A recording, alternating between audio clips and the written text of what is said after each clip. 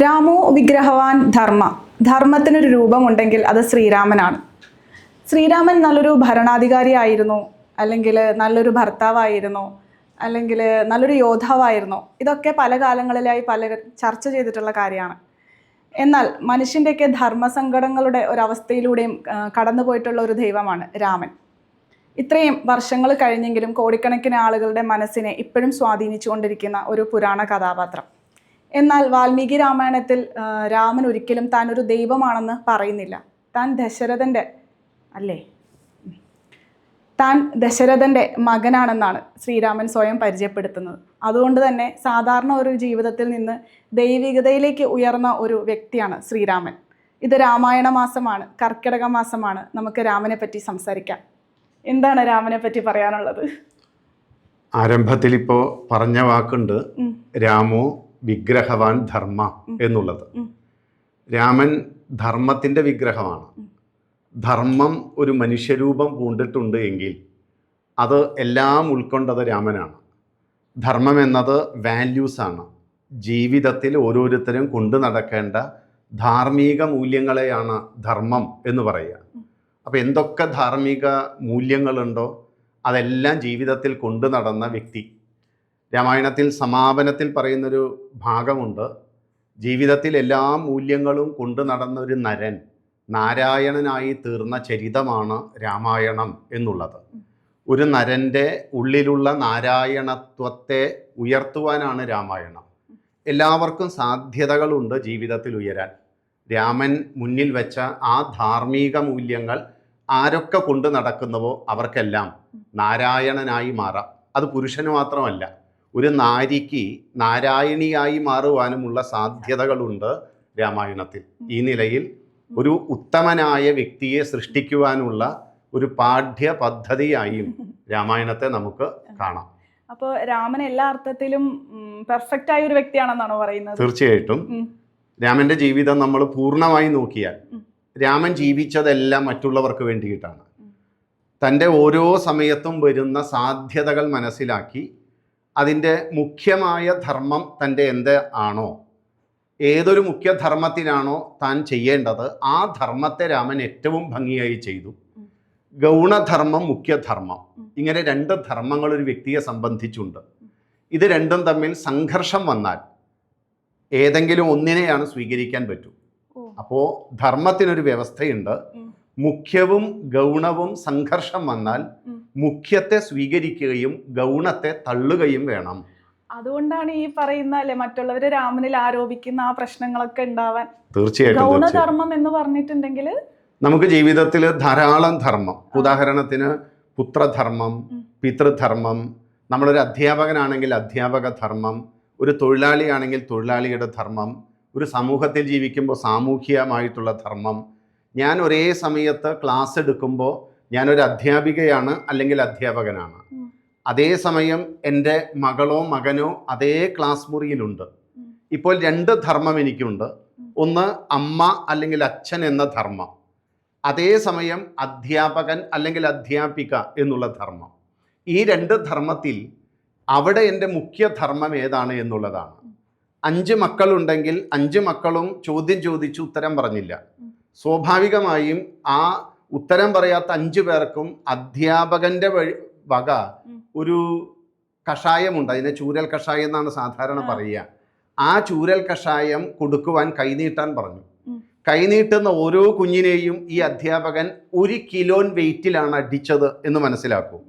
3 പേരെ അടിച്ചതിന് ശേഷം 4ാമത്തെ ആളോട് കൈനീട്ടാൻ പറഞ്ഞപ്പോഴാണ് ഈ അധ്യാപകൻ അല്ലെങ്കിൽ അധ്യാപിക വല്ലാത്ത വിഷമം. കാരണം തൻ്റെ മകനാണ് മുന്നിൽ നിൽക്കുന്നത്. മാതൃഹൃദയമാണ് അവിടെ വിഷമിച്ചത്. ഇവിടെ ഒരു സംഘർഷമുണ്ട്. എൻ്റെ മുഖ്യധർമ്മം, ഗൗണധർമ്മം, ഇവ തമ്മിൽ സംഘർഷം വന്നിരിക്കുന്നു. അനുകൂലമായ സമയമാണെങ്കിൽ രണ്ടും ചെയ്യാം. പക്ഷെ ഇവിടെ മറ്റു കുഞ്ഞുങ്ങളെ തല്ലിയതുപോലെ തന്നെ തല്ലണം. അധ്യാപകൻ്റെ ധർമ്മമാണ് ചെയ്യേണ്ടത്. പക്ഷെ അവിടെ ഒരു പ്രശ്നം പറ്റി. അമ്മയുടെ അല്ലെങ്കിൽ അച്ഛൻ്റെ മനസ്സ് വേദനിക്കാൻ തുടങ്ങി. അപ്പോൾ ഇവിടെ ഒരു വ്യക്തിക്ക് 2 ധർമ്മമുണ്ട്. അധ്യാപകൻ എന്ന ധർമ്മമുണ്ട്, അച്ഛൻ എന്ന ധർമ്മമുണ്ട്. ഇവിടെ ഏത് നേടണം, ഏത് ചെയ്യണം? ഞാൻ എൻ്റെ ധർമ്മം നല്ല പോലെ ചെയ്യുകയാണെങ്കിൽ അമ്മ അല്ലെങ്കിൽ അച്ഛൻ എന്ന ഗൗണത്തെ തള്ളണം, മുഖ്യത്തെ സ്വീകരിക്കണം. അതിന് അസാമാന്യമായ കരുത്ത് വേണം ഒരാൾക്ക്. ആ കരുത്തുണ്ടെങ്കിൽ മാത്രമേ സാധിക്കൂ. അപ്പോൾ രാമൻ ചെയ്തത് മുഴുവൻ മുഖ്യവും ഗൗണവും സംഘർഷമില്ലെങ്കിൽ രാമൻ രണ്ടും അനുഷ്ഠിക്കും. സംഘർഷം വന്നാൽ മുഖ്യത്തെ സ്വീകരിക്കും, ഗൗണത്തെ തള്ളിക്കളഞ്ഞ് ധർമ്മത്തെ അതിൻ്റെ പൂർണ്ണതയിൽ ചെയ്തു എന്നതാണ് രാമന്റെ മഹിമ. ഇത് നമ്മൾ സാധാരണക്കാർക്ക് അല്ലേ മനസ്സിലാക്കാൻ അല്ലെങ്കിൽ പ്രായോഗികമാക്കാൻ ബുദ്ധിമുട്ടുള്ള ഒരു കാര്യമാണ്. ഈ രണ്ട് ഗൗണത്തിന്റെയും മറ്റേ കർമ്മത്തിന്റെ ഇടയിൽ വരുമ്പോഴാണ് നമ്മൾ ഇങ്ങനെ നിൽക്കുന്നത് ആക്ച്വലി അല്ലേ. ധർമ്മസങ്കടം എന്ന് പറയുന്ന ഒരു അവസ്ഥയിൽ പലരും നിന്ന് പോയിട്ടുണ്ട്. ഏത് ചോയ്സ് നമുക്ക് ഇല്ലാത്തൊരവസ്ഥ. രാമായണത്തിലെ നമ്മള് ഇപ്പൊ സീതാപരിത്യാഗമാണ് രാമന് നേരെയുള്ള ഏറ്റവും വലിയ അസ്ത്രം. കിട്ടാവുന്ന അവസരങ്ങളിൽ എല്ലാവരും ഈ ഒളിയമ്പയും രാമനെതിരെ കോടതികളിൽ ഇന്നും കേസ് ഫയൽ ചെയ്തിട്ടുണ്ട്. കാരണം ശ്രീരാമൻ സീതയെ ഉപേക്ഷിച്ചു. നമ്മൾ രാമായണം എഴുതിയത് സംസ്കൃത ഭാഷയിലാണെന്ന് നമുക്കറിയാം. സംസ്കൃതത്തിൽ സീതാ പരിത്യാഗം ഇതാണ് വാക്ക്.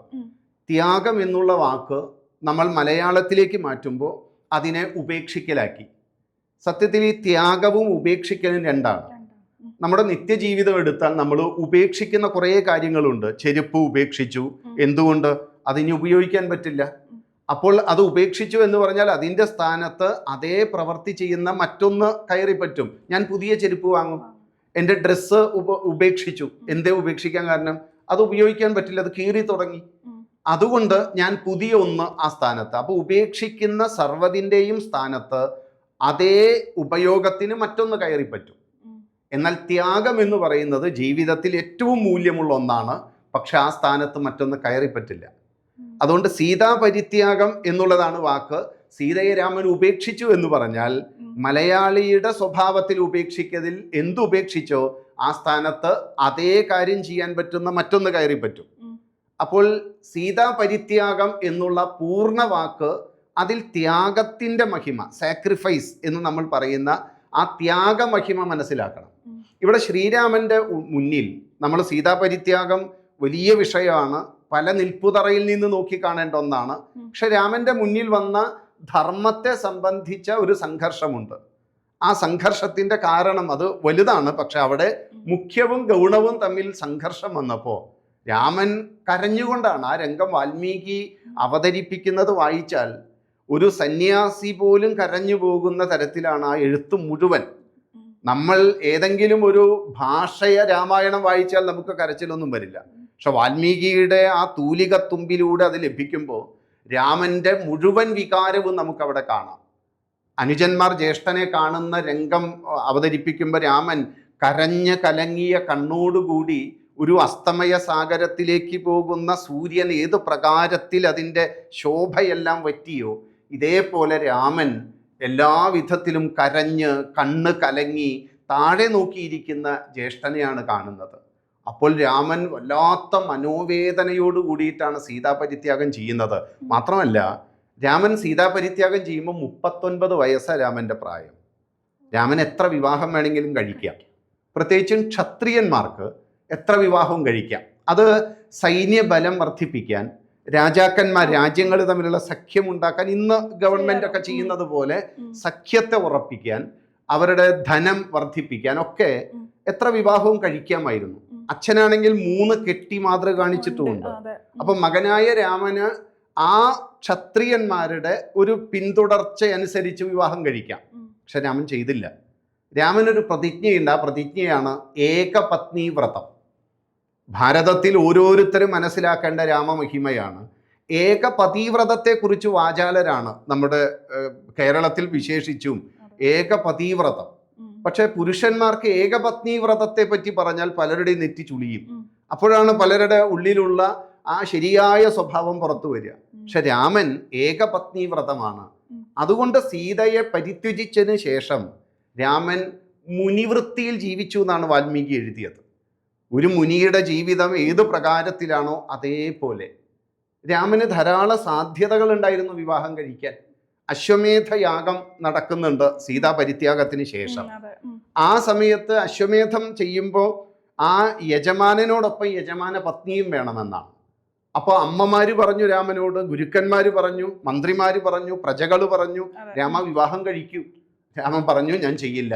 അങ്ങനെയാണ് രാമൻ കാഞ്ചന സീതയെ ഉണ്ടാക്കി വെച്ചത്. അതെ. എന്നാലും രാമന് സീതയല്ലാതെ മറ്റൊന്നില്ലായിരുന്നു. രാമന്റെ പ്രാണനായിരുന്നു, ശ്വാസോച്ഛ്വാസമായിരുന്നു സീത.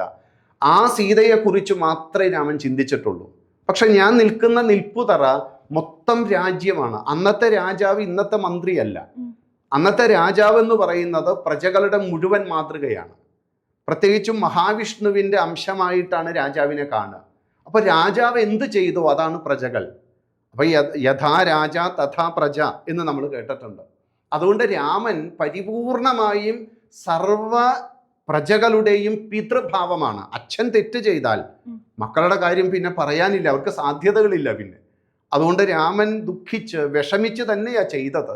പക്ഷെ രാമൻ്റെ ആ നിൽപ്പുതറയിൽ നമ്മൾ നിന്ന് ആലോചിക്കുമ്പോഴാണ് നമുക്ക് മനസ്സിലാകും. പ്രത്യേകിച്ചും സീതയെപ്പോലെ ഇത്രയും ഔന്നത്യമുള്ള, ശ്രേഷ്ഠമായ വ്യക്തിത്വമുള്ള, ചാരിത്രമുള്ള, മനോശുദ്ധിയുള്ള ഒരു സ്ത്രീ ആ ലോകത്തില്ല.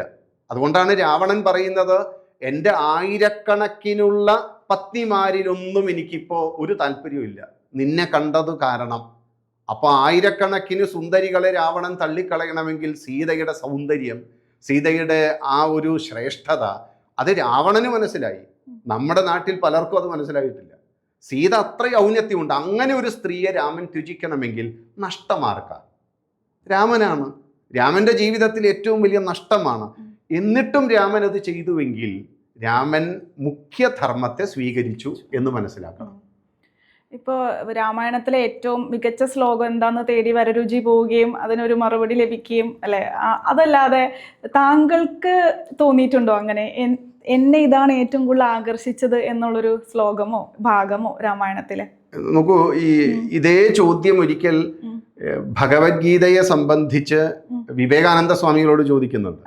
ഭഗവത്ഗീതയിൽ 700 ശ്ലോകങ്ങളുണ്ട്. സ്വാമിജി ഇതിലെ ഏറ്റവും പ്രധാനപ്പെട്ട ശ്ലോകം ഏത്, സ്വാമിജി ഏറ്റവും കൂടുതൽ സ്വാധീനിച്ചത് ഏതാന്ന് ചോദിക്കുന്നുണ്ട്.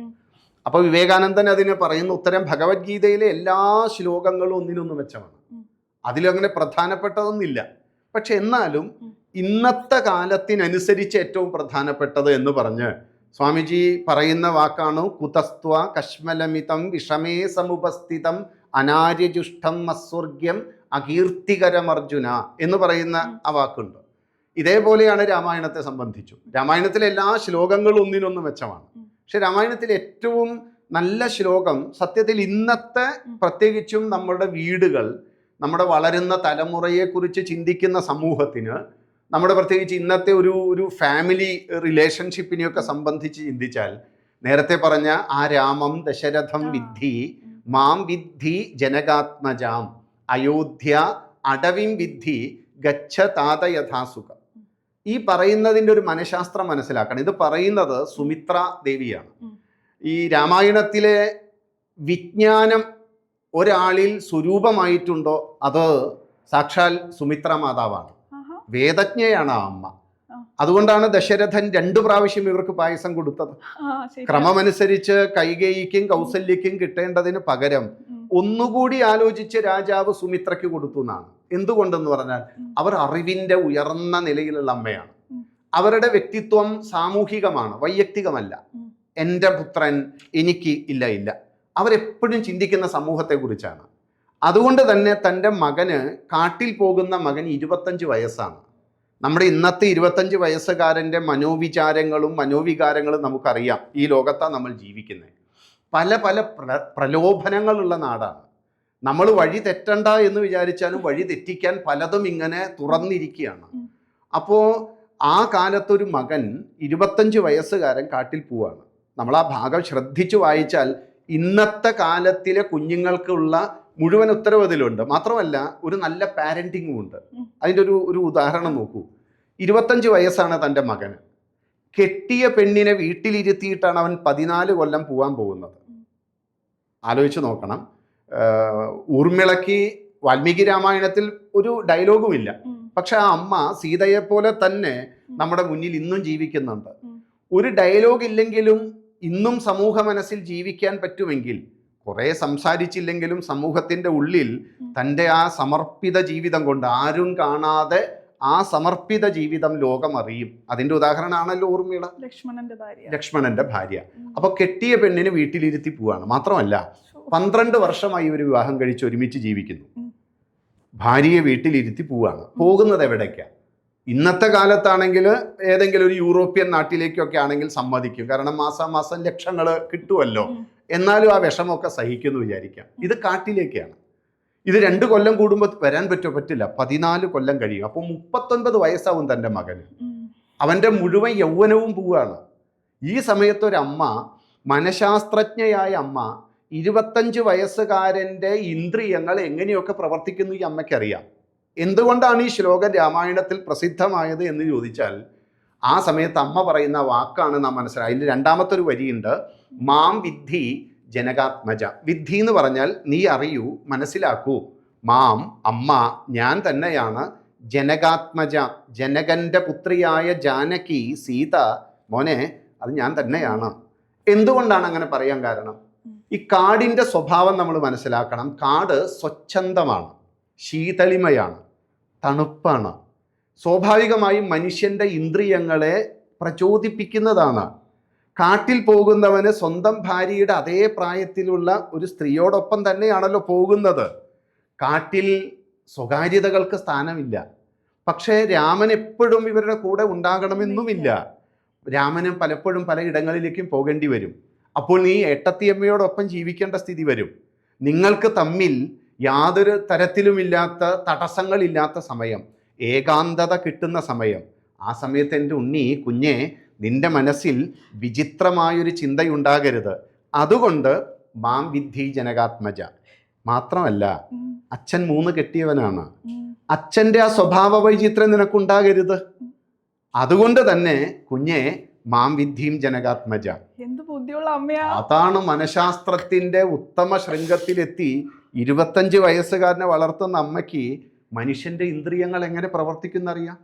അതിനനുസരിച്ച് തൻ്റെ കുഞ്ഞിനെ പറഞ്ഞ് ശരിയാക്കി എടുക്കുകയാണ്.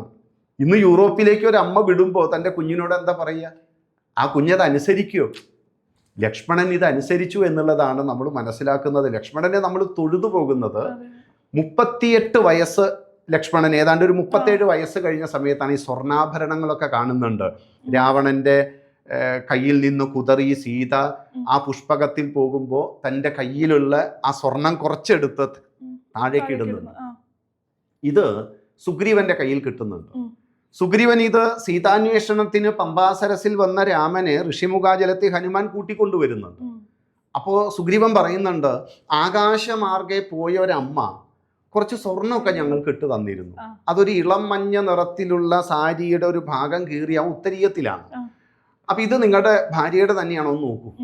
ശ്രീരാമന് സീത നഷ്ടപ്പെട്ടതോടെ ചിത്തഭ്രമം വന്നു എന്നാണ് വാൽമീകി പറഞ്ഞത്. ഭാര്യ നഷ്ടപ്പെട്ട എത്ര ഭർത്താക്കന്മാർക്ക് ചിത്തഭ്രമം വരുന്നുള്ള വേറെ കാര്യമാണ്. പക്ഷെ ഇവിടെ ചിത്തഭ്രമം വന്നു രാമന്. ചിത്തഭ്രമം വന്നൊരു വ്യക്തിക്ക് സ്വർണം കണ്ടാൽ മനസ്സിലാവും. ലക്ഷ്മണനോട് പറയുന്നുണ്ട്, ലക്ഷ്മണൻ നീ ഒന്ന് നോക്ക്. ഒരു 36-37 വയസ്സുള്ള ഒരു യുവാവ്, അവന് നല്ല തുടുത്ത യൗവനമുണ്ട്. ആ സമയത്ത് അവൻ ആ സ്വർണ്ണാഭരണങ്ങളിലേക്ക് നോക്കിയിട്ട് പറയുന്നൊരു വാക്കുണ്ട്, നാഹം ജാനാമി കേയൂരേ നാഹം ജാനാമി കുണ്ടലെ നൂപുരേ ത്വഭിജാനാമി നിത്യം പാദാഭിവന്ദനാത്.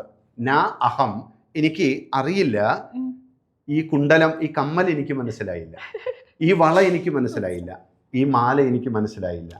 ഞാൻ അറിയുന്നത് ചിലങ്കയാം. ഈ ചിലങ്ക എനിക്ക് മനസ്സിലായി, പാദസരം. ഇതെൻ്റെ ഏട്ടത്തിയമ്മയുടേതാണ്. കാരണം എൻ്റെ അമ്മ എന്നെ പഠിപ്പിച്ചിട്ടുണ്ട്, ഞാൻ തന്നെയാണ് ആ വരുന്നതെന്ന്. മാം വിദ്ധി ജനകാത്മജാം എന്നുള്ള ആ ജാനകി എൻ്റെ അമ്മയാണ്. ഞാൻ എല്ലാ ദിവസവും എൻ്റെ ഏട്ടത്തിയമ്മയുടെ പാദ നമസ്കാരം നടത്താറുണ്ട്. അപ്പോൾ പാദസരം കണ്ടിട്ടുണ്ട്. അത്ഭുതം അതല്ല. എന്നിട്ടും ആ കമ്മലും മാലയും വളയും കണ്ടിട്ടില്ല എന്ന് പറഞ്ഞ ആ പ്രായത്തിലുള്ളൊരു യുവാവിൻ്റെ ചാരിത്ര്യം, സ്വഭാവം, അതെത്ര പവിത്രമാണെന്ന് നോക്കൂ, ശ്രേഷ്ഠമാണെന്ന് നോക്കൂ. ഈ ലക്ഷ്മണനെ നമ്മുടെ കുഞ്ഞുങ്ങൾക്ക് നമ്മൾ പകർന്നു കൊടുത്തില്ലല്ലോ. ഇന്നത്തെ തലമുറയുടെ പ്രശ്നം, നല്ല ഒരു സുമിത്ര മാതാവ് ഉണ്ടാവുക. സുമിത്രയ്ക്ക് സൗമിത്രി ലക്ഷ്മണൻ ഉണ്ടാകൂ. ലക്ഷ്മണന്റെ പുനർജനനം കൊണ്ട് മാത്രമാണ് ഇന്ന് സമൂഹത്തിൽ നമ്മളെ വിഷമിപ്പിക്കുന്ന, ഇന്ന് സമൂഹത്തിൽ ഒരു പെൺകുഞ്ഞ് വീട്ടിൽ നിന്ന് പോയാൽ ഒരമ്മയ്ക്ക് എത്ര വേദനയുണ്ടോ, ആ വേദന മാറാൻ വേറെ വഴിയൊന്നുമില്ല. ലക്ഷ്മണന്മാർ പുനർജനിച്ചേ പറ്റൂ. അതിന് രാമായണമാണ് നമ്മുടെ കയ്യിലുള്ള ഏകമായൊരു വഴി. ഇപ്പോൾ ധാരാളം ഗ്രന്ഥങ്ങളിലുണ്ടെങ്കിലും രാമായണത്തിലെ ഈ ഒരു സൂക്ഷ്മമായ മനഃശാസ്ത്രമുണ്ട്. അതൊരു പാരന്റിങ്ങും കൂടിയിട്ടാണ്. അതുകൊണ്ടാണ് രാമായണത്തിലെ ശ്രേഷ്ഠ ശ്ലോകം അത് ഈ മാം വിദ്ധീം ജനകാത്മജാം, ആ ശ്ലോകത്തിൽ ഈ വരിയുമാണ് ഏറ്റവും പ്രധാനപ്പെട്ടത്. അന്നും ഇന്നുമായിട്ട് ഇതിന്റെ റെലവൻസി മാറിയിട്ടില്ല എന്നുള്ളതാണ്. ആ സെയിം ആ 4-5 വരികളുടെ. അതാണ് ഒരു ഗ്രന്ഥത്തിന്റെ പ്രത്യേകത. ആ ഗ്രന്ഥം എല്ലാ കാലത്തും പ്രസക്തമാണ്. അങ്ങനെ വരുമ്പോഴാണ് അതിന് കാലികമായ പ്രസക്തിയുള്ളൂ. 7000 കൊല്ലം മുൻപ്, ഹിസ്റ്റോറിക്കലി 7000 കൊല്ലം മുൻപ് ഉണ്ടായിരുന്ന ഒരു ഗ്രന്ഥം, അതിന് ഇന്നെന്താ പ്രസക്തി? ഇന്ന് അതിനൊരു പ്രസക്തിയും ഇല്ലെങ്കിൽ ആ ഗ്രന്ഥം സമൂഹം തന്നെ തള്ളിക്കളയും. അപ്പോൾ ആ ഗ്രന്ഥത്തിലുള്ള ഒരു 80% വരുന്ന കാര്യങ്ങളും ഇന്നത്തെ സാമൂഹ്യ ജീവിതത്തിലും വ്യക്തി ജീവിതത്തിലും ഗുണപ്രദമാണ്. അത്തരം വാല്യൂസ് അതിൻ്റെ ഉള്ളിലുണ്ട്. പക്ഷെ പ്രശ്നം അത് കണ്ടെത്തി പഠിപ്പിക്കുക എന്നതാണ്. ആ കാര്യത്തിലാണ് ഇന്ന് ആകെ നമുക്കൊരു പ്രശ്നമുള്ളൂ. ഇത് പഠിപ്പിക്കുന്ന കാര്യത്തിൽ അച്ഛനമ്മമാർക്ക് ഇന്ന് ശ്രദ്ധ കുറഞ്ഞു. ഇതൊക്കെ ഏതോ കാലത്തുണ്ടായതാണ്. അത് നോക്കൂ, ഇതിൽ ഓരോ ഭാഗങ്ങളും ശ്രദ്ധിക്കുമ്പോൾ നമുക്ക് അത്ഭുതം വരും. അത് ഇതുപോലെ പറഞ്ഞു കൊടുക്കാനും കഴിയണ്ടേ അച്ഛനമ്മമാർക്ക്? അതാണ്, അതും ഒരു വിഷയമാണ്. അല്ല, നമ്മൾ പറഞ്ഞു കൊടുക്കുന്ന മറ്റ് വിഷയങ്ങൾ നോക്കൂ, നമുക്ക് താല്പര്യമുള്ളതൊക്കെ നമ്മൾ പറഞ്ഞു കൊടുക്കുന്നുണ്ട്. അച്ഛനമ്മമാർക്ക് രാമായണം ഇത്തരം ഒരു അമൂല്യ ഗ്രന്ഥമാണ്. ഒരു തലമുറയെ വളർത്തിയെടുക്കാൻ ഇതിലെ ശ്രേഷ്ഠ മൂല്യങ്ങൾക്ക് പറ്റും. അതുപോലെ എല്ലാ ഗ്രന്ഥങ്ങൾക്കും ഉണ്ട്. രാമായണമാണ് കുറച്ചും കൂടിയും സരളം, സുന്ദരം, മനസ്സിലാകും. അത് വാൽമീകി രാമായണം അങ്ങനെയാണ്. അങ്ങനെയാണെങ്കിൽ ഈ രാമായണം തന്നെ പല പല രാമായണം ഉണ്ടെന്ന് ഞാൻ കേട്ടിട്ടുണ്ട്. ഇപ്പോൾ ഞാൻ വർഷങ്ങളായിട്ട് ഈ രാമായണം വായിക്കലുണ്ട്. നമ്മുടെ എഴുത്തച്ഛൻ്റെ രാമായണമാണ്. അത് എന്താ ഏതാണെന്ന് പറഞ്ഞിട്ടില്ല, പക്ഷെ അതൊരു ശീലമാണ്. നമുക്ക് കർക്കിടക മാസത്തിൽ സ്ഥിരമായിട്ട് മുഴുവൻ വായിച്ച് തീർത്തില്ലെങ്കിലും അപ്പോൾ അമ്മയൊക്കെ വഴക്ക് പറയും, തുടങ്ങിക്കഴിഞ്ഞാൽ അത് അത്രയും ദിവസത്തിനുള്ളിൽ മുഴുവൻ വായിക്കണം എന്ന്. പറ്റാറില്ല. എന്നാലും അതൊരു ഭയങ്കര സന്തോഷമാണ്, കുറച്ചെങ്കിലും എടുത്ത് വായിച്ചല്ലോ എന്നുള്ളത്. അപ്പോൾ ഓരോ നാട്ടിലും ഓരോ രീതിയിലാണ്. ഇപ്പോൾ നോർത്ത് ഇന്ത്യയിലേക്ക് വരുമ്പോൾ അവിടെയാണ് ഈ മഹാനവമി ഒക്കെ കൂടുതൽ ആഘോഷമുള്ളൂ. നമുക്ക് രാമൻ്റെ ബർത്ത്ഡേക്ക് അവധിയും കാര്യങ്ങളൊന്നുമില്ല. ഇതെങ്ങനെയാണ് ഈ ഓൾ ഇന്ത്യ അല്ലെങ്കിൽ ഗാന്ധാരദേശം മൊത്തം ഇങ്ങനെ പടർന്ന് കിടക്കുകയാണല്ലോ, എങ്ങനെയാണ് ഈ രാമായണം വ്യത്യസ്തമായി ഇങ്ങനെ പോയത്? രാമായണത്തിന്റെ അടിസ്ഥാനം വാൽമീകി രാമായണമാണ്. വാൽമീകി രാമായണം ഒരു വലിയ ഗ്രന്ഥം. അത് 7 അധ്യായങ്ങൾ. രാമായണത്തിൽ കാണ്ഡം എന്ന് പറയുന്നു. ചെറിയ ഉപ അധ്യായങ്ങളുണ്ട്, അതിനെ സർഗം എന്ന് പറയുന്നു. അതിന് ശ്ലോകങ്ങളുണ്ട്, 24,000 ശ്ലോകമുണ്ട്, 96,000 വരികളുണ്ട്. അത്രയും വലിയൊരു ഗ്രന്ഥമാണ്. ഈ ഗ്രന്ഥം എഴുതിയത് വാൽമീകി ആണ്. ഈ വാൽമീകി രാമായണം എഴുതി കഴിഞ്ഞ് ഒരു 1500 വർഷമൊക്കെ കഴിഞ്ഞിട്ടുണ്ടാവും മഹാഭാരത കാലം വരാൻ, കൃഷ്ണന്റെ കാലം വരാൻ. അപ്പം ആ കാലത്ത് മഹാഭാരതത്തിൻ്റെ ഉള്ളിൽ വനപർവം എന്ന് പറഞ്ഞൊരു പർവ്വമുണ്ട് മഹാഭാരതത്തിൽ. മഹാഭാരതത്തിലെ അധ്യായങ്ങളെ പർവം എന്ന് തിരിച്ചിരിക്കുന്നു. അപ്പോൾ യുധിഷ്ഠിരൻ കാട്ടിലൊക്കെ നടക്കണ കാലം, ജ്യേഷ്ഠാനുജന്മാർ തമ്മിൽ കാട്ടിൽ വന്നതിനെ ചൊല്ലിയും ചില, പ്രത്യേകിച്ചും ഭീമനും ദ്രൗപദിയും ഒക്കെ യുധിഷ്ഠിരനെ കുറ്റം പറഞ്ഞ ചില സമയങ്ങളൊക്കെയുണ്ട്. സ്വാഭാവികമായിട്ട് മൂത്തയാൾക്കാണല്ലോ റിസ്ക് മുഴുവൻ, താൻ കാരണമാണല്ലോ. അതിൻ്റെ ഒരു മനോവേദന അദ്ദേഹത്തിനുമുണ്ട്, പുറത്ത് കാണിച്ചില്ലെങ്കിലും. ഈ സമയത്താണ് മാർക്കണ്ഡേയ എന്ന് പറഞ്ഞൊരു മഹർഷി വരികയാണ്. ആ മഹർഷിയോട് യുധിഷ്ഠിരൻ തൻ്റെ വിഷമം പറയുന്നുണ്ട്. നമ്മളൊക്കെ നമ്മുടെ വിഷമങ്ങൾ നമുക്ക് ഏറ്റവും സെക്യൂരിറ്റി ഉണ്ട് എന്ന് തോന്നുന്ന ഒരാളോട് പറയും. അതേപോലെ പറഞ്ഞു, എൻ്റെ ഒരു കഷ്ടം നോക്കൂ, എന്നും ജീവിതത്തിൽ ഈ അല്ലല് തന്നെയാണ്, എന്നും വിഷമങ്ങളാണ്, എന്നും പ്രശ്നങ്ങളാണ്. അപ്പം എന്നെപ്പോലെ ദുഃഖം അനുഭവിച്ച ആരെങ്കിലും ഉണ്ടോ? ഇത് കേട്ടപ്പോൾ മാർക്കണ്ഡേയൻ ചിരിച്ചിട്ട് പറഞ്ഞു, നിന്റെ ദുഃഖമൊക്കെ എന്ത് ദുഃഖമെടാ, നീ ദാശരഥി രാമന്റെ ചരിത്രം കേട്ടിട്ടുണ്ടോ? ശ്രീരാമഭദ്രന്റെ ജീവിതം കേട്ടിട്ടുണ്ടോ? എല്ലാ നിമിഷവും ദുഃഖം മാത്രം സ്വീകരിച്ച് മറ്റുള്ളവർക്ക് വേണ്ടി ജീവിച്ച ദാശരഥി രാമന്റെ ചരിതം ഞാൻ പറഞ്ഞു തരാം. അങ്ങനെ ഈ വനപർവത്തിൽ രാമായണത്തെ ചുരുക്കി പറയുന്നുണ്ട്. മഹാഭാരതത്തിന്റെ ഉള്ളിലും രാമായണമുണ്ട്. അത് യുധിഷ്ഠിരന്റെ ദുഃഖത്തെ മാറ്റാൻ, നമ്മുടെ ദുഃഖം മാറാൻ രാമന്റെ ജീവിതം വായിച്ചാൽ മതി. കാരണം നമ്മൾ ജീവിതത്തിൽ അനുഭവിക്കുന്നതെല്ലാം രാമായണത്തിൽ ഉണ്ട്. അത് ഉള്ളത് കൊണ്ടാണ് മഹാഭാരതത്തിലും വേദവ്യാസൻ, കൃഷ്ണദ്വൈപായനൻ രാമായണത്തെ എഴുതി. വീണ്ടും കാലം മുന്നോട്ട് പോയി. അങ്ങനെ വന്നപ്പോഴാണ് നമുക്ക് ഈ വ്യാസൻ എന്നുള്ള വാക്ക് നമ്മൾ മനസ്സിലാക്കണം. ഒരു പ്രധാന വ്യക്തിയാണ് കൃഷ്ണദ്വൈപായനൻ, വേദവ്യാസൻ. വേദവ്യാസനെ പിൻപറ്റി ധാരാളം മഹാബുദ്ധിമാന്മാര്, വിശാല ബുദ്ധികൾ വളർന്നു വന്നിട്ടുണ്ട്. അവരെയൊക്കെ നമ്മൾ വ്യാസൻ എന്നുള്ളൊരു പരമ്പരയായിട്ടാണ് പറയുക. അത് നമ്മൾ മനസ്സിലാക്കണം. അതുകൊണ്ട് പുരാണങ്ങൾ എഴുതിയത് വ്യാസനാണ്. ഏത് വ്യാസൻ? ഏതോ ഒരു വ്യാസൻ എന്ന് വെച്ചാൽ, ഇപ്പൊ നമ്മൾ പോസ്റ്റ്മാനെ പറ്റി പറയില്ലേ, എൻ്റെ മുത്തച്ഛന് എഴുത്തു കൊടുത്തത് ഒരു പോസ്റ്റ്മാനാണ്. എൻ്റെ അച്ഛനും എഴുത്തു കൊടുത്തൊരു പോസ്റ്റ്മാനാണ്, എനിക്കും എഴുത്തു തരുന്ന പോസ്റ്റ്മാനാണ്. വ്യക്തി മാറുന്നുണ്ട്, പക്ഷെ ആ ഒരു പേരിന് മാറ്റമില്ല. ഇതേപോലെ വ്യാസൻ എന്നുള്ളത് ഒരു പരമ്പരയാണ്. അതിൽ ഏറ്റവും വിദ്വാനായ, സമർത്ഥനായ, ഒരു ധിഷണാശാലിയായിട്ടുള്ള ഒരു വ്യാസൻ എഴുതിയ പുരാണ ഗ്രന്ഥമുണ്ട്. അതിൻ്റെ പേരാണ് ബ്രഹ്മാണ്ഡ പുരാണം. ഈ ബ്രഹ്മാണ്ഡ പുരാണത്തിൻ്റെ ഒരു ഭാഗത്ത് ഈ വാൽമീകി രാമായണത്തെ 6-1 ചുരുക്കി രാമായണം എഴുതിയിട്ടുണ്ട്. ഈ രാമായണത്തിന്റെ പേരാണ് അധ്യാത്മ രാമായണം. നമ്മളിപ്പോ വായിക്കുന്നത്, നമ്മൾ ഇന്ന് വായിക്കുന്നതല്ല, വായിക്കുന്നതിന്റെ മൂലം. വായിക്കുന്നത് കിളിപ്പാട്ടാണ്. ഈ കിളിപ്പാട്ടിന് കാരണമായ ഒരു ഗ്രന്ഥമുണ്ട്, അതാണ് അധ്യാത്മ രാമായണം. ഈ അധ്യാത്മ രാമായണമാണ് സത്യത്തിൽ ഭാഷാരാമായണങ്ങളായി മാറിയത്. നമ്മുടെ കേരളത്തിൽ, മലയാളത്തിൽ ഭാഷാപിതാവായ തുഞ്ചത്ത് രാമാനുജൻ എഴുത്തച്ഛൻ നമുക്ക് തന്ന ഒരു രചനാശൈലിയുണ്ട്, കിളിപ്പാട്ട്. ആ രാമായണം കിളിപ്പാട്ടാണ്. ഏത് രാമായണം? അധ്യാത്മ രാമായണം ആയതുകൊണ്ട് അധ്യാത്മ രാമായണം കിളിപ്പാട്ട്. അയ്യോ, സാധാരണ അധ്യാത്മ രാമായണം എഴുതിയത് ആരാന്ന് വെച്ചാൽ ഒരു സംശയമില്ല, എഴുത്തച്ഛൻ അങ്ങോട്ട് പറയാണ് നമ്മള്. കിളിപ്പാട്ടാണ് അത് ഈ നമ്മുടെ നാട്ടിൽ ക്വിസ് കോമ്പറ്റീഷൻ നടക്കും. അതാണ് അതിൽ ചോദിക്കുന്ന അദ്ദേഹത്തിന് ഇങ്ങനൊരു മൂലഗ്രന്ഥം ഉണ്ടെന്ന് അറിയില്ല. അപ്പൊ അധ്യാത്മ രാമായണം ആരെഴുതിയെന്ന് വെച്ചാൽ വ്യാസൻ എന്ന് പറയണം. വ്യാസൻ എന്നാണ് അധ്യാത്മ രാമായണം കിളിപ്പാട്ട് എന്ന് ചോദിച്ചാൽ എഴുത്തച്ഛൻ എന്ന് പറയണം. ഇത് പലർക്കും പുതിയ അറിവായിരിക്കും എന്ന് എനിക്കറിയില്ല. എനിക്ക് ഏതായാലും പുതിയ അറിവാണ്. അധ്യാത്മ രാമായണം എഴുതിയത് ഏതൊരു വ്യാസൻ. അതുകൊണ്ട് നമ്മൾ വ്യാസൻ എന്ന് പറയും. കാരണം വിശാല ബുദ്ധികളായ ഈ ധർമ്മിഷ്ഠന്മാരെ ഒക്കെ വ്യാസൻ. ഇപ്പൊ ശങ്കരാചാര്യർ എന്ന് പറഞ്ഞ ഒരാളല്ലല്ലോ, അതൊരു പരമ്പരയാണ്. ഏതാണ്ട് ഒരു 100-300ഓളം ശങ്കരാചാര്യന്മാർ വന്നിട്ടുണ്ട്, വന്നുപോയി. ഇനിയും ശങ്കരന്മാരുണ്ടാവും. ഇപ്പോഴും ഓരോ മഠങ്ങളില് ശങ്കരാചാര്യന്മാരുണ്ട്. അപ്പൊ ഇതൊരു പരമ്പരയാണ്. ആ പരമ്പരയിൽ ഒരു വ്യാസൻ എഴുതി തന്നു. അപ്പൊ എന്നാലും നമ്മൾ വ്യാസൻ എന്ന് പറയുക, ആരും ചോദിക്കാറൊന്നുമില്ല അതെന്തുകൊണ്ടാണ്. കാരണം ആ പരമ്പരയിൽ എല്ലാവരും ഒന്നിനൊന്ന് മെച്ചമാണ്. ആർക്കും 1ാം സ്ഥാനം എന്നൊന്നും പറയാൻ പറ്റില്ല, എല്ലാവരും ഒന്നിനൊന്നും മെച്ചമാണ്. അങ്ങനെ വന്നതാണ് അധ്യാത്മ രാമായണത്തിന്റെ ചുവട് പിടിച്ച് വന്നതാണ് ഭാഷാരാമായണം. അത് കിളിപ്പാട്ടാണ് നമ്മുടെ രാമായണം. അതിലൊരു പ്രശ്നമുണ്ട്. ഒരു കവി ഒരു കാവ്യം രചിക്കുമ്പോൾ എപ്പോഴും സമൂഹത്തിന്റെ ഉള്ളിൽ നിന്നേ രചിക്കാൻ പറ്റുള്ളൂ. എഴുത്തച്ഛൻ ഈ അധ്യാത്മ രാമായണത്തെ മലയാളത്തിലേക്ക് മൊഴിമാറ്റം ചെയ്യുമ്പോൾ അന്നത്തെ ഒരു പശ്ചാത്തലമുണ്ട്, ഒരു സമൂഹമുണ്ട്.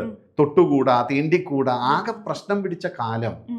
ആ കാലത്ത് സമൂഹത്തിന്റെ ഉള്ളിൽ മാലിന്യങ്ങളൊക്കെ മാറി ഭക്തിയുടെ മധുരം ചേർത്ത് ഈ നരന്റെ ഉള്ളിൽ ഒരു നാരായണത്വം ഉണ്ടാക്കണം. അതിന് എഴുത്തച്ഛൻ എന്ന് പറയുന്ന കവി നമുക്ക് സമ്മാനിച്ച സുന്ദര ഗ്രന്ഥമാണ് കിളിപ്പാട്ട്. ഏറ്റവും സുന്ദരമാണ്. അത് വായിച്ചാൽ തന്നെ അത്യത്ഭുതമാണ്. പ്രത്യേകിച്ച് സംസ്കൃത ഭാഷ, തമിഴ് ഭാഷയുടെയൊക്കെ ഒരു അകമ്പടിയുണ്ട് സത്യത്തിൽ ഈ കിളിപ്പാട്ടിന്. അതിസുന്ദരമാണ്. എഴുത്തച്ഛൻ സുന്ദരമായത്. അത് ചൊല്ലേണ്ടവർ ചൊല്ലിയാൽ നമ്മൾ സ്ഥലകാലങ്ങളെല്ലാം മറന്ന് ഒരു കാവ്യം കേൾക്കുകയാണ്. അത് എഴുത്തച്ഛൻ്റെ ഒരു വലിയ സംഭാവനയാണ്. പക്ഷെ ഇവിടെ ഒരു പ്രശ്നം എന്താന്ന് വെച്ചാൽ, ഈ കിളിപ്പാട്ട് വായിച്ചിട്ട് എനിക്ക് രാമനെ അറിയാമെന്ന് പറയുന്നിടത്ത് മാത്രമാണ് പ്രശ്നം. അതിൽ ഒരു സന്ദർഭം മനസ്സിലാക്കൂ. ഇപ്പൊ കിളിപ്പാട്ട് മാത്രം വായിച്ച് രാമചരിതം അറിയുന്ന ഒരാൾ രാമനെ കുറ്റം പറയും. അതിൻ്റെ ഒരു ഉദാഹരണം, ഈ ശൂർപ്പണഖ വരുന്ന സമയമുണ്ട്. ഈ ശൂർപ്പനഖ എന്നാണ് പേര്. ശൂർപ്പം എന്ന് പറഞ്ഞ മുറം പോലെ നഖമുള്ളവൾ ആരോ അവളുടെ പേര് ശൂർപ്പനഖ. സംസ്കൃതത്തില് സന്ധി ചേരുന്ന സമയത്ത് നകാരമായി മാറുന്ന ഒരു നിയമമുണ്ട്. അങ്ങനെ ശൂർപ്പനഖ ഒരുമിച്ച് ചേർന്നപ്പോൾ ശൂർപ്പനഖയായി. അങ്ങനെയാണ് ആ പേര് വന്നത്.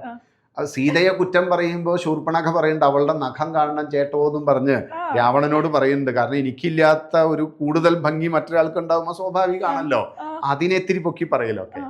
ഈ ശൂർപ്പണഖ രാമന്റെ അടുത്ത് വന്ന ആ രംഗമൊക്കെ നമുക്കറിയാം.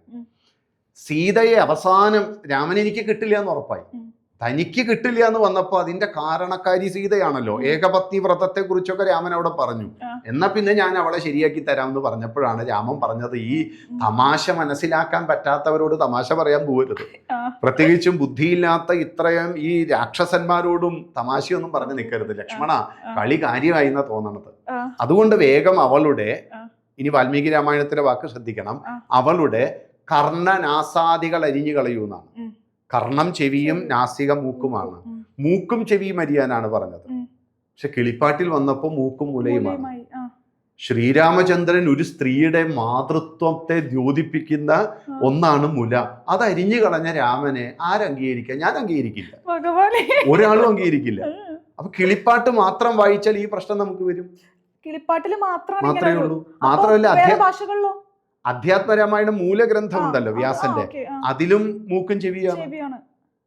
വാൽമീകി രാമായണത്തിലും മൂക്കും ചെവിയാണ്. പക്ഷെ കിളിപ്പാട്ട് വന്നപ്പോ അതിൽ മൂക്കും മുലയുമായി. അത് എഴുത്തച്ഛൻ എഴുതില്ല, ഞാൻ ഉറച്ചു വിശ്വസിക്കുന്നു. ഇത് ഈ കാലങ്ങൾ കഴിഞ്ഞ് ഇത് പ്രസിദ്ധീകരണ വിഭാഗങ്ങളിൽ വൃത്തഭംഗം വരാതെ എഴുതി ചേർത്തു. അപ്പോ മൂക്കും ചെവിയും.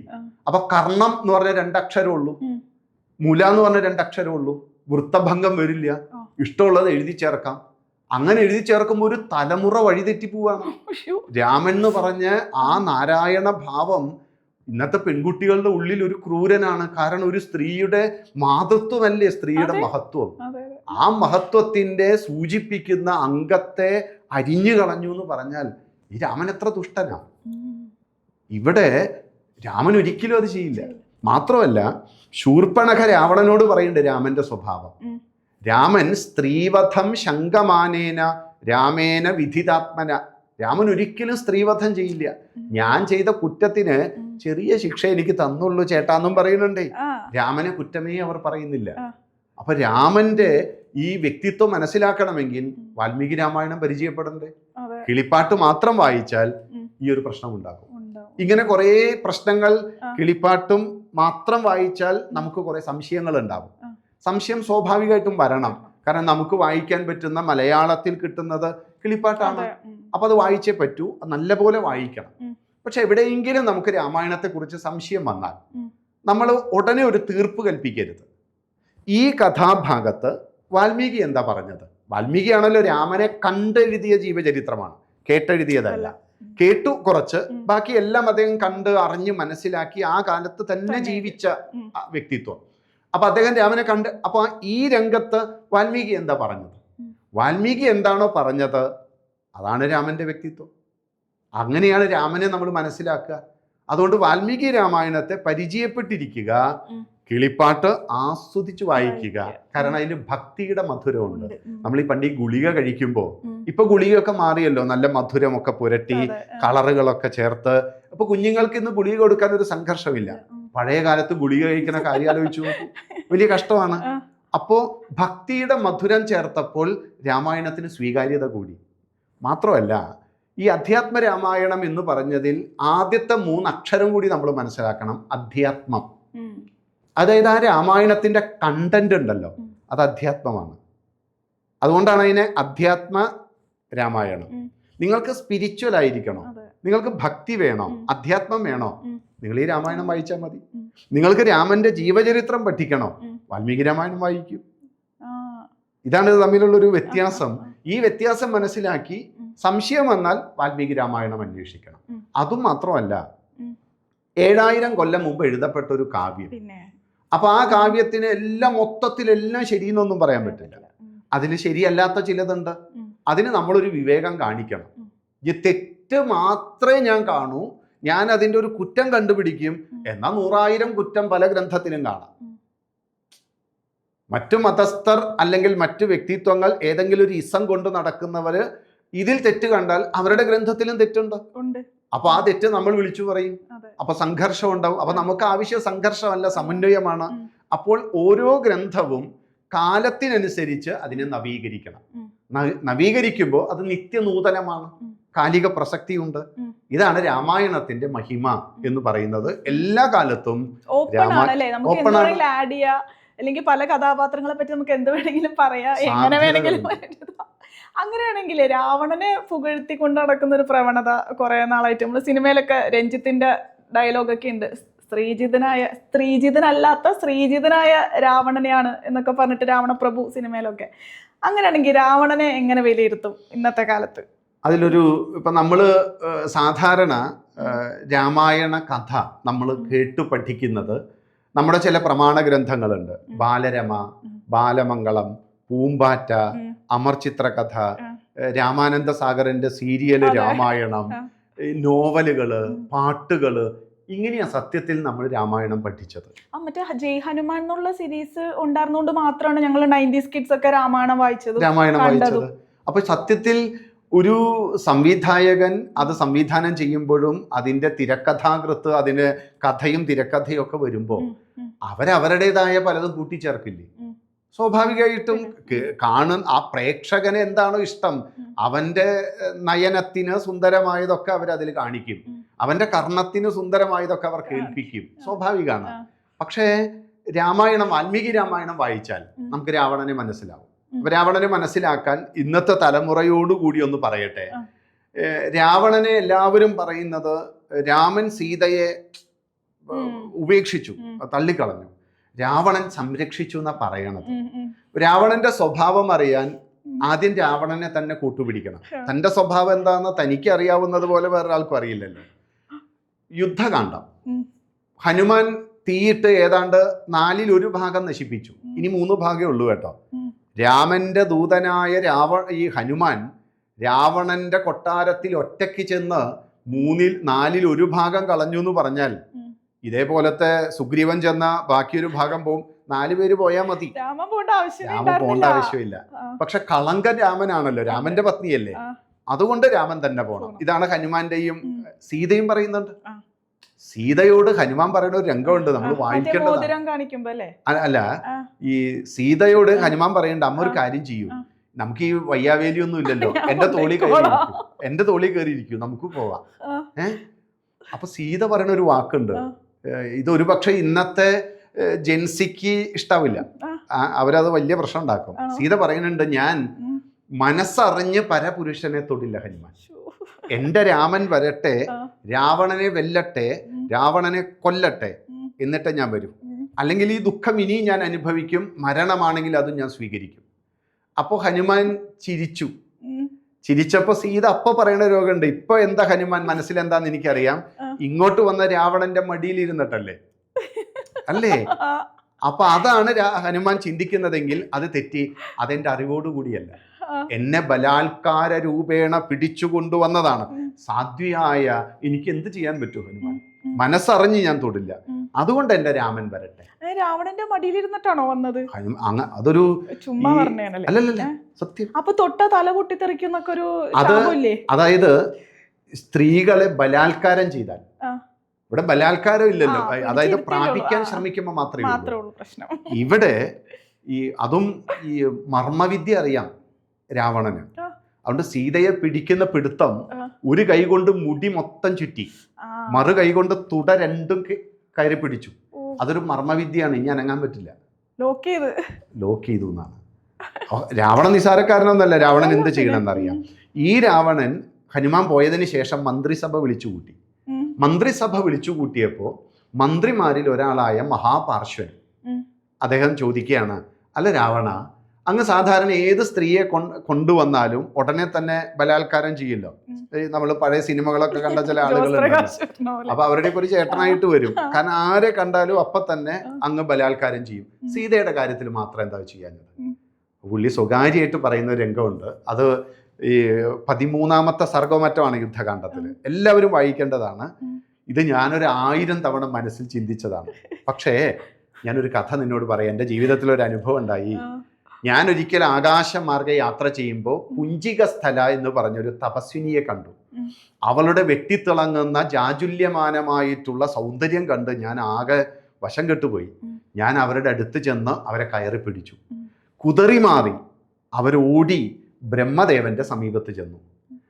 വന്ന് തൻ്റെ മുന്നിൽ ദീനദീനം കരയുന്ന പെൺകുഞ്ഞിയെ കണ്ടപ്പോൾ ബ്രഹ്മാവിന് കാര്യം മനസ്സിലായി. ഒരു കൊമ്പനിറങ്ങി കലക്കിയ സരസ് പോലെ അവൾ വിറയ്ക്കുന്നത് കണ്ടപ്പോൾ ബ്രഹ്മാവിന് കാര്യം മനസ്സിലായി. അപ്പോഴാണ് രാവണൻ ഓടി വന്നത്. അപ്പോൾ ബ്രഹ്മാവ് ശപിച്ചു, എന്നെ മഹാപാർശ്വ, ഇനി അനുവാദമില്ലാതെ നീ ഒരു സ്ത്രീയെ ബലാത്കാരം ചെയ്യാൻ ശ്രമിച്ചാൽ രാവണ, നിന്റെ ശിരസ് പൊട്ടിത്തെറിച്ച് നീ മരിച്ചു പോകും. അതുകൊണ്ടാണ് എൻ്റെ മഹാപാർശ്വ, പേടിച്ചിട്ടാണ്, മരണഭയം കൊണ്ടാണ്. ഇത് പലരും രാവണന്റെ എന്തോ ഒരു ഔദാര്യം പോലെയാണ്, ഹീറോയിസമാണ്. ഇത് മാത്രമല്ല, രാവണൻ ചെയ്ത ഏറ്റവും വലിയ കുറ്റമുണ്ട്. രാവണന്റെ സഹോദരനാണ് കുബേരൻ. കുബേരന്റെ മകനാണ് നളകൂബരൻ. ചേട്ടനും അനിയനുമാണ്. അപ്പൊ ഈ ചേട്ടന്റെ മകൻ സ്വന്തം മകനാണല്ലോ. അതെ. ആ നളകൂബരന്റെ പത്നിയാണ് അല്ലെങ്കിൽ കാമുകിയാണ് ഉം. രംഭ. ആ. രംഭയെ ഒരു ദിവസം ഇയാൾ ബലാത്കാരം ചെയ്തു. ഈ സമയത്ത് രംഭ പറയുന്നുണ്ട്, ഞാൻ അങ്ങയുടെ പുത്രിയാണ്, മകന്റെ ഭാര്യയാണ്, ഞാൻ എൻ്റെ ഭർത്താവിൻ്റെ അടുത്തേക്കാണ് പോകുന്നത്. ഉം. രാവണൻ സമ്മതിക്കില്ല. രാവണൻ ബലാത്കാരം ചെയ്ത പെൺകുട്ടിയെ നശിപ്പിച്ചു കളഞ്ഞു. ഈ പാവം പെൺകുട്ടി തൻ്റെ ഭർത്താവിൻ്റെ കാമുകന്റെ സമീപത്ത് ചെന്ന് നളകൂബരനോട് പറയുന്നുണ്ട്. ബ്രഹ്മചാരിയായ തപസ് മൂർത്തീകരിച്ച നളകൂബരൻ തൻ്റെ ചെറിയച്ഛനെ, അതായത് രാവണനെ ശപിക്കുന്നുണ്ട്. ഇനി നീ ഒരു സ്ത്രീയെ അവൾക്ക് കാമമില്ലാത്തിടത്തോളം കാലം, ഈ പറയുന്നതിലൊക്കെ വളരെ ഭംഗിയാണ് ആ ശാപങ്ങളൊക്കെ, അവൾക്ക് കാമമില്ലാത്തിടത്തോളം കാലം നീ ഇനി ഒരു സ്ത്രീയെ പ്രാപിച്ചാൽ രാവണ നിന്റെ ശിരസ് 7 ഖണ്ഡങ്ങളായി പൊട്ടിത്തകർന്ന് നശിച്ചു പോകും. നോക്കൂ, സ്വന്തം പുത്രന്റെ ഭാര്യയോട് കാണിച്ച ഈ ഒരു അങ്ങേയറ്റം വൃത്തികെട്ട സ്വഭാവം രാവണനുണ്ട്. രാവണൻ ഇങ്ങനെ കുറേ ശാപങ്ങൾ കിട്ടിയിട്ടുണ്ട്. മാത്രമല്ല, നമ്മൾ ഏതെങ്കിലുമൊക്കെ ഒരു സ്ഥലത്ത് യാത്ര പോയി എന്നിരിക്കട്ടെ, യാത്ര പോയി തിരിച്ചു വരുമ്പോൾ നമ്മൾ എന്തൊക്കെ വീട്ടിലേക്ക് എന്തെങ്കിലുമൊക്കെ വാങ്ങുമല്ലോ. ചിലപ്പോൾ കുറച്ച് ഫ്രൂട്ട്സ് ഒക്കെ വാങ്ങും. 1 കിലോ ഓറഞ്ച്, 1 കിലോ ആപ്പിള്, കുറച്ച് മുന്തിരി, പേരയ്ക്കൊക്കെ വാങ്ങും നമ്മൾ. പക്ഷെ രാവണൻ പുറത്തു പോയി വന്നാൽ രാവണന്റെ കൂടെ ഒരു 3-4 സ്ത്രീകളുണ്ടാവും. രാവണൻ എവിടെ പോയാലും കൊണ്ടുവരും. അങ്ങനെയാണ് ആയിരക്കണക്കിന് സ്ത്രീകൾ. മാരീചൻ പറയുന്നുണ്ട്, ഈ സീതയെ തട്ടിക്കൊണ്ടുപോകാൻ തന്നെ സഹായിക്കണമെന്ന് പറഞ്ഞപ്പോ സീതയാണെന്നും ഭർത്താവിന്റെ പേര് രാമൻ എന്നാണ് കേട്ടപ്പോ മാരീചൻ പറച്ചു. മാരീചൻ പറഞ്ഞു, എടാ നിന്റെ അന്തഃപുരത്തിൽ ഇപ്പോൾ തന്നെ ആയിരക്കണക്കിന് സ്ത്രീകളില്ലേ, നീ അവരോട് രമിക്കൂ, രാമൻ സീതയോട് കൂടി ജീവിക്കട്ടെ. അപ്പൊ രാവണന്റെ അന്തഃപുരത്തിൽ എത്ര എണ്ണം ഉണ്ട്? ആയിരക്കണക്കിന് സ്ത്രീകളുണ്ട്. അപ്പോൾ സ്വഭാവം മനസ്സിലാക്കാൻ ബുദ്ധിമുട്ടില്ല. അതാണ് പാവം പിടിച്ച മണ്ഡോദരിയുടെ അവസ്ഥ നമ്മൾ മനസ്സിലാക്കണം. രാവണൻ തന്നിഷ്ടക്കാരനാണ്. പെങ്ങള് പറയുന്നുണ്ട്, ഈ ഉടപ്പിറന്നവന്റെ സ്വഭാവം ഉടപ്പിറന്നവൾക്കറിയാലോ, പെങ്ങൾക്കറിയാലോ ആങ്ങളയുടെ സ്വഭാവം എന്താണ്. ഈ പെങ്ങള് വന്നിട്ട് പറയുന്നൊരു വാക്കുണ്ട്, കൊട്ടാരത്തിന്റെ രാജ്യസഭയിൽ ചെന്ന് രാവണനോട് പറയുന്നൊരു രംഗമുണ്ട്. രാവണനോട് പറയുകയാണ്, നീ തന്നിഷ്ടക്കാരനാണ്, അന്യരെ അവഹേളിക്കുന്നവനാണ്, അനിയന്ത്രിതമായ കാമാസക്തിയാണ് നിന്റെ ഉള്ളിലുള്ളത്, നീ ഇന്ദ്രിയങ്ങളെ വിജയിക്കാത്തവനാണ്, അതുകൊണ്ട് തന്നെ നീ നശിച്ചു പോകുമെടാ എന്ന് പറയുന്നുണ്ട്. അതായത് രാവണന്റെ സ്വഭാവമാണ് അയാൾക്ക് നിയന്ത്രിക്കാൻ പറ്റാത്ത ആസക്തിയും ഇന്ദ്രിയങ്ങളെ നിഗ്രഹിക്കാൻ പറ്റാത്തവനും ഒക്കെ ആയിട്ടുള്ളവനാണ്. ശ്രീജിതൻ എന്ന് ഏതെങ്കിലും സിനിമയിൽ പറഞ്ഞിട്ടുണ്ടെങ്കിൽ കുറെ സ്വർണം കണ്ടിട്ടായിരിക്കുള്ളൂ, അല്ലാതെ ഒരു ഐശ്വര്യവും രാവണനില്ല. പിന്നെ രാവണന് വൈയക്തികമായ സ്കില്ലുണ്ട്, അത് സത്യമാണ്. അല്ല, ഞാനൊരു കുസൃതി ചോദ്യം ചോദിച്ചോട്ടെ. ഒരു പെണ്ണിന്റെ സമ്മതം ഇല്ലെങ്കിൽ തല പൊട്ടിത്തെറിക്കുന്നതാണ് ശാപമുള്ളത്. അപ്പോൾ താങ്കൾ തന്നെ പറഞ്ഞു രാവണന്റെ അന്തഃപുരത്തിൽ ആയിരക്കണക്കിന് സ്ത്രീകളുണ്ടെന്ന്. അപ്പൊ ഇവരൊക്കെ സമ്മതിച്ചിട്ടല്ലേ? ഈ ശാപം കേട്ടപ്പോ അന്തഃപുരത്തിൽ ഒരു കൈകൊട്ടിച്ചിരി ഉണ്ടായിരുന്നു. ഇതൊക്കെ അതിന് മുന്നേ ആയിരുന്നു, നമ്മളൊക്കെ രക്ഷപ്പെട്ടു എന്ന് പറഞ്ഞവരുണ്ട്. ഇനിയും ഒരു വാക്കുണ്ട് രാമായണത്തിൽ തന്നെ, രാവണന്റെ മഹിമയും സൗന്ദര്യവും കണ്ട് ഇറങ്ങി പോകുന്നവരുമുണ്ട്. അത് ആ ടൈപ്പ് തന്നെ ആയിരിക്കും, എന്നാലും അങ്ങനെയുള്ളവരും ഉണ്ട്. അപ്പൊ അല്ലാത്തവർക്കൊക്കെ ഈ ശാപം കേട്ടപ്പോ സന്തോഷം, അവരൊക്കെ കൈകൊട്ടിച്ചിരിച്ചു, നമ്മളൊക്കെ രക്ഷപ്പെട്ടു എന്ന് പറയുന്നുണ്ട്. അപ്പൊ ഈ രാവണന്റെ സ്വഭാവം ശൂർപ്പണഖ പറയുന്നുണ്ട്, രാവണന്റെ സ്വഭാവം മാരീചൻ പറയുന്നുണ്ട്, രാവണന്റെ സ്വഭാവം രാവണൻ തന്നെ പറയുന്നുണ്ട്. രാവണന്റെ സ്വഭാവമാണ് ഏത് സ്ത്രീയെ കിട്ടിയാലും സ്വർണം രാജാവിനുള്ളതാണ്, അതുകൊണ്ട് സ്ത്രീരത്നം എനിക്കുള്ളതാണ്. ഏത് സ്ത്രീയെ കണ്ടാലും പുള്ളി തട്ടിക്കൊണ്ടുപോരും.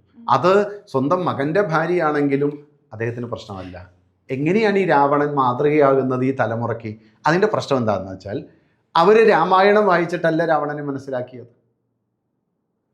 ഈ മൂലഗ്രന്ഥം വായിക്കാതെ അവർ എവിടെ നിന്നോ കിട്ടുന്ന, അല്ലെങ്കിൽ വാട്സാപ്പ് യൂണിവേഴ്സിറ്റി, പുതിയ യൂണിവേഴ്സിറ്റികൾ ഉണ്ടല്ലോ, അതൊക്കെ വായിച്ച് അവരങ്ങ് തീർപ്പ് കൽപ്പിച്ചു. ഇനി രാവണൻ ഈ സീത രാവണന്റെ മകളാണെന്ന് വരെ കവിതകൾ എഴുതിയ നാടാ നമ്മുടെ. അത് ഒരു പ്രാവശ്യം വാൽമീകി രാമായണം വായിച്ചത് പറയില്ല. കാരണം രാവണൻ സീതയുടെ അടുത്ത് ചെന്ന് ആ സീതയുടെ സൗന്ദര്യം നുകരുന്ന രംഗം വാൽമീകി എഴുതിയിട്ടുണ്ട്. ആ സ്ത്രീയുടെ ശരീരവർണ്ണന നടത്തുന്നുണ്ട്. അത് ഓരോ ഭാഗങ്ങളും എണ്ണി എണ്ണി പറഞ്ഞിട്ടാണ്. സ്വന്തം മകളോട് ഒരു അച്ഛൻ ഇങ്ങനെ ചെയ്യില്ല, അയാൾ അച്ഛനൊന്നുമല്ല. അപ്പൊ രാവണൻ സീതയെ തട്ടിയെടുത്തത് സൗന്ദര്യം കണ്ടിട്ടാണ്, അങ്കലാവണ്യങ്ങൾ കണ്ടിട്ടാണ്. അതുകൊണ്ട് തന്നെ ആ സുകുമാരാംഗിയെ എന്നാണ്, സുകുമാര സുന്ദര കളേബര ഗാത്രത്തോടു കൂടിയ ആ മോഹനാംഗി എന്നെ വല്ലാതെ ഭ്രമിപ്പിച്ചു കളഞ്ഞു. മോഹനാംഗി, മോഹിപ്പിക്കുന്ന അംഗങ്ങളോട് കൂടിയവൾ. സുകുമാരാംഗി, സുകുമാരമായ അംഗങ്ങളോട് കൂടിയവൾ. സീതയെ വർണ്ണിക്കുകയാണ്. ഒക്കെ ശരീരപരമാണ്. എങ്ങനെയാണ് അച്ഛനാവുക? ഇപ്പോൾ സീതയെ പറ്റി പറയുകയാണെങ്കിൽ ഒരു ഉത്തമയായ ഒരു സ്ത്രീ, എല്ലാ അർത്ഥത്തിലും സൗന്ദര്യത്തിലും ബുദ്ധിശക്തിയിലും ഒക്കെ ഉള്ളൊരു സ്ത്രീയാണ് സീത. പക്ഷേ രാമായണത്തിൽ ആകെ പോർട്രേ ചെയ്തിരിക്കുന്നത് സീതയെ രാവണൻ തട്ടിക്കൊണ്ടു പോകുന്നു. പുരുഷന്മാർക്കാണ് അവിടെ കൂടുതൽ റോളും ബുദ്ധി ഉപയോഗിക്കാനുള്ള അവസരമൊക്കെ. സീതയ്ക്ക് അങ്ങനെ വലിയ അവസരമൊന്നുമില്ല. പിന്നെ ആ ഭൂമിയിൽ നിന്ന് പോകുന്ന ഒരു സീന് അല്ലേ, അഗ്നിയിൽ ലയിച്ചു പോകുന്ന ആ ഒരു സീനൊക്കെ വരുമ്പോഴാണ് സീതയുടെ കുറച്ച് ഡയലോഗൊക്കെ ഉണ്ടെന്ന് കേട്ടിട്ടുണ്ട്. എന്താണ് സീതയെ പറ്റി? സീതയെ നമ്മൾ വാൽമീകി രാമായണത്തിൽ മനസ്സിലാക്കുമ്പോൾ സീത വളരെ കരുത്തുള്ള സ്ത്രീയാണ്. സാധാരണ നമ്മുടെ ഉള്ളിലുള്ളൊരു സ്ത്രീയുണ്ട്, ആ സീതയുണ്ട്.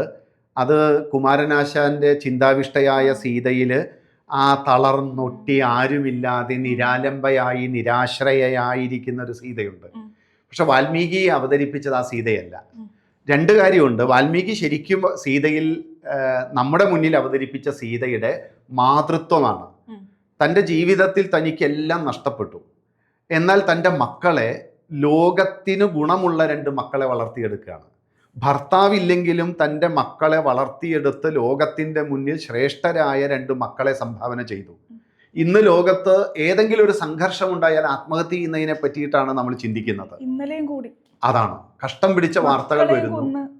മക്കളെ കൊന്നു, ജീവിതത്തിൽ നിരാശ ബാധിച്ചു. ഇതിലും നിരാശയല്ലേ സീതയ്ക്ക്? ആ സീത തൻ്റെ മക്കളെ വളർത്തിയെടുത്തു. അതും പ്രതികൂല സാഹചര്യങ്ങൾ, അനുകൂലമായി ഒന്നും സീതയ്ക്കില്ലെങ്കിലും പ്രതികൂല സാഹചര്യങ്ങളെ നേരിട്ട് 2 മക്കളെ വളർത്തിയെടുത്ത് ലോകത്തിൻ്റെ മുന്നിൽ തല ഉയർത്തിയുന്ന അമ്മ. ആ അമ്മയുടെ കരുത്തറിയണമെങ്കിൽ രാവണൻ സീതയുടെ മുന്നിൽ ചെല്ലുന്ന രംഗമുണ്ട്. അഴകിയ രാവണൻ എന്നുള്ള വാക്ക് നമ്മൾ കേട്ടിട്ടുണ്ട്. സീത വന്നതോടുകൂടി രാവണന്റെ റൊട്ടീൻ തെറ്റിപ്പോയി. രാവണൻ സാധാരണ രാവിലെ എഴുന്നേറ്റ് കുളിച്ച് ക്ഷേത്രത്തിലൊക്കെ പോണ ആളായിരുന്നു രാവണൻ. മാത്രമല്ല അദ്ദേഹത്തിന് സാമവേദം അറിയാം, വേദം അറിയാവുന്ന ആളാണ് അദ്ദേഹം. അങ്ങനെയുള്ള രാവണൻ ഇപ്പോൾ സീത വന്നതോടുകൂടി രാവിലെ എഴുന്നേറ്റ് നല്ല കുങ്കുമലേപനങ്ങൾ കൊണ്ട്, ചന്ദനലേപനങ്ങൾ കൊണ്ട് മുഖസൗന്ദര്യം മാറ്റുകൂട്ടി, തൻ്റെ വടിവൊത്ത മീശരോമങ്ങളെല്ലാം വെട്ടി ഒതുക്കി. സ്വർണമാണ് സ്ത്രീക്ക് ഏറ്റവും ഇഷ്ടമെന്നുള്ളത് കൊണ്ട് ആ സ്വർണമൊക്കെ ധരിച്ചു ചെല്ലുന്നതാണ് അഴകിയ രാവണൻ. അതാണ് ആ ഒരു വാക്ക്. അങ്ങനെ ചെല്ലുകയാണ് സീതയുടെ മുന്നിൽ. സീതയുടെ മുന്നിലേക്ക് രാവണൻ വരുമ്പോൾ അവൻ കാമതൽപരനാണെന്ന് സീതയ്ക്ക് അറിയാം. അങ്ങനെ വരുന്നൊരു പുരുഷന്റെ മുന്നിൽ ആ സ്ത്രീ മുഖത്ത് നോക്കാൻ ഇഷ്ടപ്പെട്ടില്ല. ആ സീത തൻ്റെ കാലുകൾ 2 ചേർത്ത് വെച്ച് ആ കാൽമുട്ടുകൾക്കിടയിലേക്ക് തൻ്റെ ശിരസ് താഴ്ത്തി വെച്ച്, മുഖം അമർത്തി വെച്ച്, തൻ്റെ കേശഭാരം മുഴുവൻ അഴിച്ചിട്ട്, തൻ്റെ നഗ്നദേഹം പോലും ഒരു പരപുരുഷൻ ഇത്തരം കാമലമ്പടൻ കാണുന്നത് ഇഷ്ടമല്ലാത്തത് കൊണ്ട് സീത താഴെ നോക്കിയിരുന്നു. അപ്പോൾ രാവണൻ തൻ്റെ വീര്യമൊക്കെ പറയുകയാണ്. സീത ഇനിയിപ്പോൾ തൻ്റെ വീര്യം കേട്ട് വന്നാലോ? സീത അത് ശ്രദ്ധിച്ചേയില്ല. മകൻ്റെ വീര്യം പറഞ്ഞു, അതും ശ്രദ്ധിച്ചില്ല. അപ്പോഴാണ് രാമന് കുറ്റവും പറഞ്ഞു. മെലിഞ്ഞുണങ്ങി കാഷായ വസ്ത്രധാരിയായ ആ പുരുഷനോടൊപ്പം രമിച്ചാൽ നിനക്ക് എന്ത് കാര്യമെടി എന്നൊക്കെ ചോദിച്ച് രാമനെ കുറ്റം പറഞ്ഞപ്പോൾ സീത താഴെയുണ്ടായിരുന്ന ഒരു പുല്ല് നുള്ളിയെടുത്ത് 2ആയി കീറി രാവണന്റെ മുഖത്തേക്ക് ഇട്ട് ചോദിച്ചു. അത് വാൽമീകി എഴുതിയ രംഗത്തെക്കാളും അതിൻ്റെ ഭംഗി കൂടുതൽ എഴുത്തച്ഛൻ എഴുതിയതാണ്. സീത ചോദിക്കുന്ന ചോദ്യമുണ്ട്. സവിതൃകുലതിലകൻ അതീവ ഭീത്യാ ഭവാൻ, സന്യാസിയായി വന്നിരുവരും കാണാതെ. എൻ്റെ ഭർത്താവ് അവിടെ ഇല്ലാത്ത സമയത്തൊരു സന്യാസിയുടെ വേഷവും കെട്ടി എന്നെ കട്ടുകൊണ്ട് വന്നിട്ട് ആണത്തം വിളമ്പുന്നോടാ നീയാണോടാ പുരുഷൻ എന്ന് ചോദിച്ച് നീ എനിക്ക് വെറും പുല്ലാടാ എന്ന് പറഞ്ഞ് പ്രതീകാത്മകമായ പുല്ല് താഴേക്കിട്ട ആ സീതയുണ്ട്. അത് പറയുമ്പോഴും നാം ശ്രദ്ധിക്കണം. ചുറ്റും രാക്ഷസിമാർ ഊരിപ്പിടിച്ച വാളുമായി നിൽക്കുകയാണ്. മരണം മുമ്പിൽ കാണുകയാണ് സീത. ലോകം വിറപ്പിച്ച രാവണനാണ് മുമ്പിലുള്ളത്. വേണമെങ്കിൽ അടുത്ത ക്ഷണത്തിൽ മരണം വരിക്കേണ്ടി വരും. എന്നാലും തൻ്റെ ഭർത്താവിനെയും കുലത്തെയും കുറ്റം പറയുന്ന പുരുഷനോട് യാതൊരു തരത്തിലുമുള്ള ഒരു സന്ധിക്ക് അവർ തയ്യാറല്ല. സീതയുടെ ധൈര്യം, മരണത്തെ മുന്നിൽ കണ്ട് ആ ലോകം വിറപ്പിച്ച രാവണനെ പോലും ഇളിഭ്യനാക്കി പറഞ്ഞയച്ച ആ ധൈര്യം, അത് സീത ധൈര്യശാലിയാണ്. നമ്മൾ രാമായണത്തിൽ സീത എന്ന് പേരിട്ട നമ്മുടെ കുഞ്ഞുങ്ങൾക്ക് ദുഃഖം ഉണ്ടാവും എന്ന് പറഞ്ഞ് നമ്മളാ പേര് തന്നെ ഇടുന്നില്ല. പക്ഷെ എന്നിട്ടിപ്പോൾ നല്ല സുഖമാണല്ലോ, ഇപ്പോൾ ഒരു സുഖമില്ല. എന്നാലും സീത കരുത്താണ്. വാൽമീകി രാമായണം വായിച്ചാൽ സീതയുടെ കരുത്ത് ലോകത്തിൽ ഏത് സ്ത്രീയെക്കാളും മുമ്പിലാണ്.